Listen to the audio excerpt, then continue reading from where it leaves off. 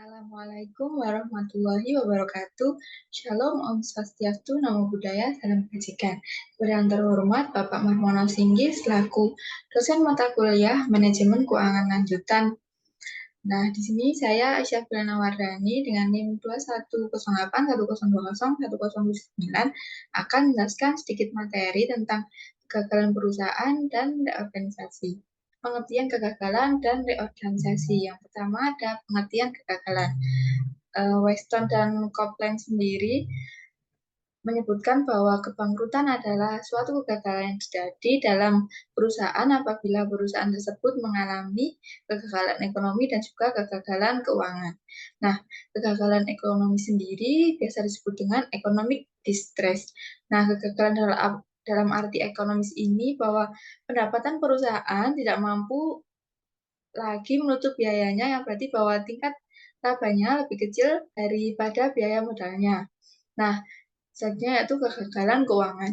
Kegagalan keuangan bisa disebut dengan financial distress, yaitu insolvensi memiliki dua bentuk, yakni default teknis yang terjadi bila suatu perusahaan gagal memenuhi salah satu atau lebih kondisi di dalam ketentuan hutangnya, seperti rasio aktiva lancar dengan hutang lancar yang ditetapkan, serta kegagalan keuangan atau ketidakmampuan teknik yang terjadi apabila perusahaan tidak mampu memenuhi kewajiban pada waktu yang telah ditentukan. Lalu yang kedua ada pengertian reorganisasi. Reorganisasi perusahaan yang dalam bahasa Inggris disebut reorganization diartikan sebagai penyusunan kembali. Reorganisasi perusahaan adalah penyusunan kembali struktur modal perusahaan untuk menyehatkan permodalan perusahaan. Nah, istilah reorganisasi ini berkaitan dengan aktivitas yang dilakukan oleh perusahaan untuk mampu bertahan diri dan atau memperkecil skala usahanya agar perusahaan tidak mengalami kesulitan di bidang keuangan dalam situasi ekonomi yang kurang memungkinkan. Selanjutnya ada penyelesaian kegagalan. Penyelesaian kegagalan itu ada dua. Yang pertama ada penyelesaian sukarela atau voluntary settlement. Nah, dapat didiskusikan melalui kesepakatan antara pihak kreditur dan debitur. Dari penyelesaian sukarela ini dibagi menjadi tiga. Yang pertama ada accession atau perpanjangan. Pihak kreditur sepakat dengan pihak debitur untuk memperpanjang jangka waktu tempo kredit yang telah diberikan. Dengan demikian, pihak debitur memiliki kesempatan untuk memanfaatkan data yang mestinya dipakai untuk melunasi utang guna membiayai kegiatan operasional perusahaan. Perpanjangan tidak lebih dari penundaan jatuh tempo kewajiban oleh para kreditur. Insolvensi perusahaan yang pada dasarnya sehat hanya bersifat sementara. Para kreditur mungkin lebih suka memecahkan masalah tersebut bersama-sama dengan perusahaan. Yang kedua ada composition.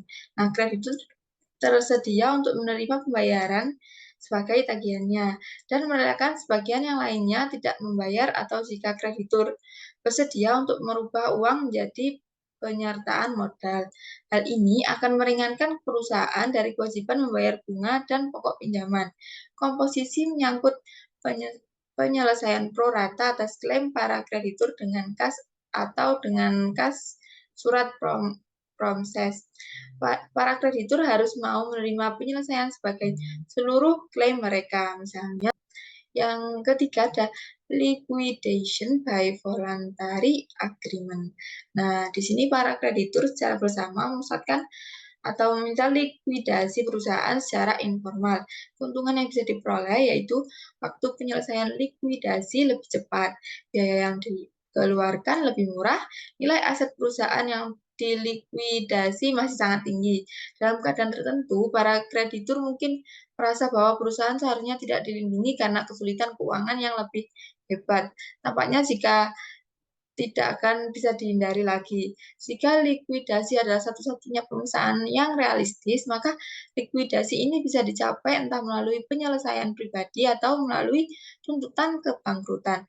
Penyelesaian pribadi yang tertib mungkin akan lebih efisien dan bisa menghasilkan penyelesaian yang jauh lebih tinggi. Yang kedua ada penyelesaian lewat pengadilan. Nah, di dalam penyelesaian lewat pengadilan ini dilakukan apabila pihak kreditur dan debitur tidak dapat mencapai kesepakatan untuk penyelesaian secara sukarela. Langkah selanjutnya adalah penyelesaian secara hukum. Yang pertama ada likuidasi. Nah, dilakukan apabila kondisi keuangan perusahaan sudah tidak bisa diperbaiki lagi.